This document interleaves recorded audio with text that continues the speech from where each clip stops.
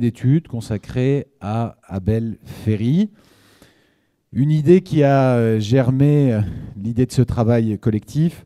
lors du passage de Gilles Le Béguec l'an dernier au Festival international de géographie. Et à tout seigneur, tout honneur, je voulais le remercier très chaleureusement d'avoir pris l'initiative de cette journée d'études, d'en avoir assuré avec la complicité d'Alexandre Jury au secrétariat scientifique toute l'organisation et d'ores et déjà présenter à Gilles mes excuses, parce que je sais qu'au moment où vous avez lancé cette idée, Gilles, l'idée était aussi un peu que nous nous retrouvions dans une animation scientifique commune et une réflexion sur cette journée d'études, comme nous avons eu l'occasion de le faire sur d'autres colloques et d'autres journées d'études. Et puis, j'imagine que vous vous êtes aperçu au fur et à mesure que les mois de travail avançaient, que j'étais définitivement parti sur une autre planète. Et donc, si je n'ai pas manqué aux devoirs d'hospitalité que j'honore aujourd'hui, j'ai manqué un peu à ceux de l'amitié. Et je vous prie de m'en excuser. Nous aurons aujourd'hui, à travers la figure d'Abel Ferry, un certain nombre de questions à nous poser, qui sont des questions évidemment fructueuses pour l'histoire politique, l'histoire de la Première Guerre mondiale de notre pays. Une série d'interrogations d'abord sur la formation des élites républicaines de cette Troisième République dans sa première partie, un sujet dont Gilles Le Béguec est, on le sait, le grand spécialiste et depuis un certain nombre d'années, depuis sa thèse d'État. À nous interroger aussi sur la manière finalement dont cette, pardon cher Jean, mais dans cette aristocratie républicaine qui se dégageait déjà à travers la famille des Ferry, à travers d'autres aussi, dont cette aristocratie républicaine des fondateurs de cette Troisième République trouvait à s'inscrire dans une république qui s'établissait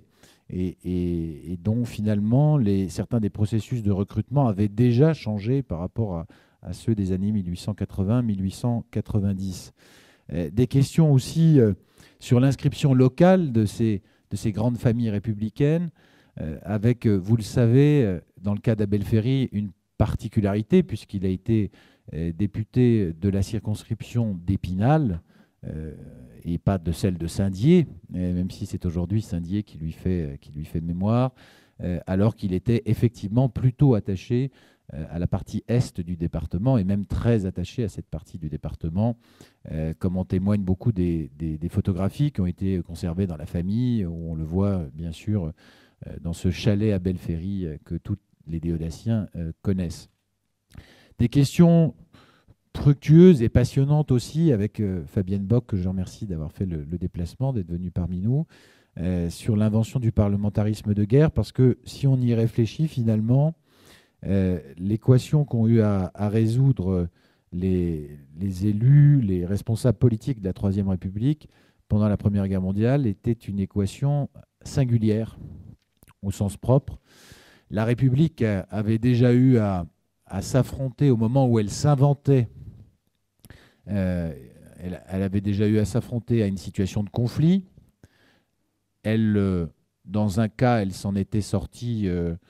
plutôt mal avec la Première République. Dans un autre cas, plutôt bien du point de vue de l'affermissement des institutions républicaines avec la création de la Troisième République, et plutôt mal du point de vue de l'intégrité du territoire national en 1870-1871. Mais c'est finalement cette Première Guerre mondiale la première fois que les institutions républicaines affermies se trouvaient confrontées à l'épreuve d'un conflit qui mettait en question à la fois le fonctionnement parlementaire, l'image que les responsables politiques se faisaient d'eux-mêmes, la crédibilité internationale des institutions républicaines, sans oublier parfois le doute qui pouvait encore exister sur leur affermissement dans l'esprit de certains des membres du fameux cabinet brillant de 1915, cabinet où on a rappelé toutes les vieilles gloires de la Troisième République, comme Freycinet ou Jules Méline, des hommes donc qui ne sont pas tous morts à ce moment-là, qui avaient connu le débat ô combien douloureux de la fin des années 1870 des années 1880 sur la forme le type de république à créer sur le plan presque plus sociologique d'ailleurs qu'institutionnel, sur qui s'affermir, sur qui établir les fondements de ce régime jusque-là questionné dans sa solidité et sa capacité à incarner le sérieux du gouvernement. Certains avaient connu ces âges glorieux qui se retrouvent au moment de la Première Guerre mondiale. Évidemment, cette question du parlementarisme de guerre, comment préserver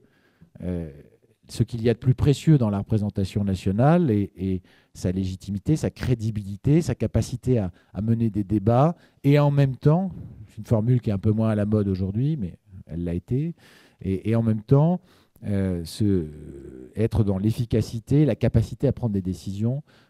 et à incarner l'unité nationale. C'est peut-être, vous connaissez les analyses de Gaulle a posteriori sur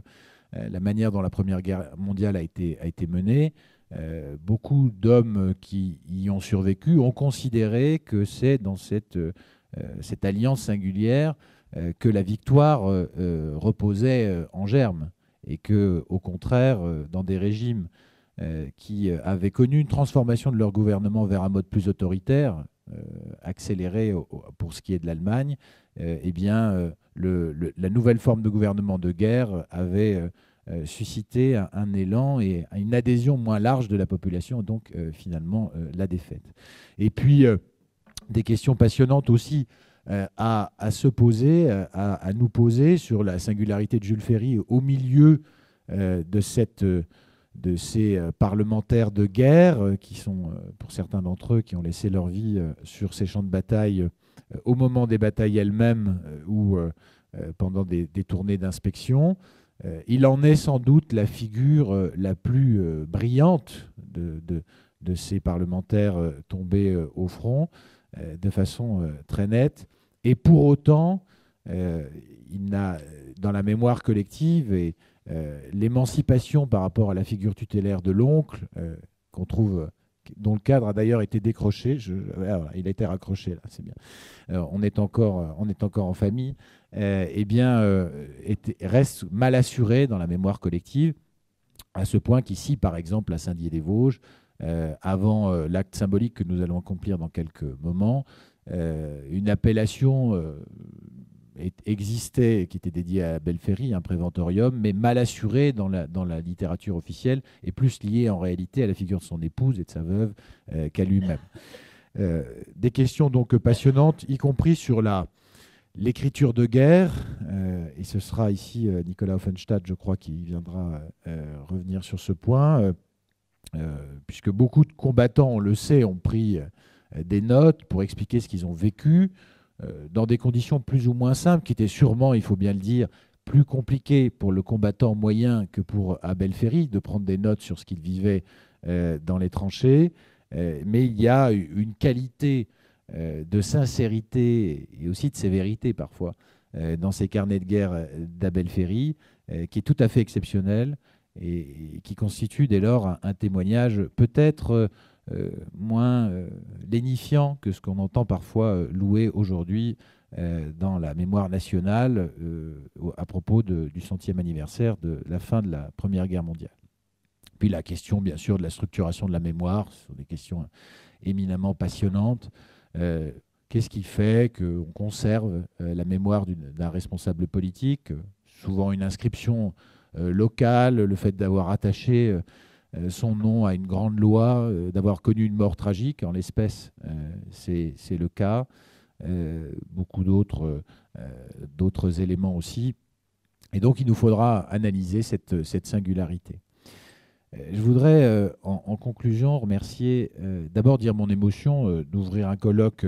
consacré, malgré tout, à une personnalité singulière de l'histoire française qui a disparu à l'âge qui est le mien aujourd'hui, 37 ans. Et donc, c'est toujours bon de le ressentir et de se le rappeler. Dire aussi ma gratitude à l'égard de tous ceux qui ont accepté de participer à ce projet. J'ai parlé de Gilles Le Béguec, à qui revient l'entière paternité de cette journée d'études. Mais je voulais, et à Sébastien Jury qui en a assuré l'animation, je voulais remercier la famille d'Abel Ferry, du soutien immédiat qu'elle nous a apporté dans cette organisation, dans ce projet, et en particulier Jean Pisani-Ferry, Madeleine bien sûr, et puis vous Isor qui serez à cette table, qui êtes déjà à cette table. Remercier tous les collègues, je vais dire collègues encore, je m'autorise, je fais un saut dans le passé, universitaires qui ont fait le déplacement pour cet événement, et les rassurer d'ores et déjà, parce que j'ai gardé un certain nombre de réflexes, la journée d'études sera publiée. Donc ce que vous verserez ici au lot commun des connaissances ne se perdra pas dans le sable du temps. Voilà, je vous souhaite à toutes et à tous, en tout état de cause, une très belle journée d'études. Je serai avec vous pour l'essentiel des débats. C'est finalement... le temps a passé très vite, Gilles. Donc, là où autrefois j'intervenais, pas toujours discrètement d'ailleurs, je me retrouve à présider des tables rondes, mais c'est comme ça. Le temps s'est facéti et aujourd'hui, il nous permettra de mieux connaître une très très belle figure de l'histoire de la Troisième République et de la République tout court. Bonne journée d'études à toutes et à tous.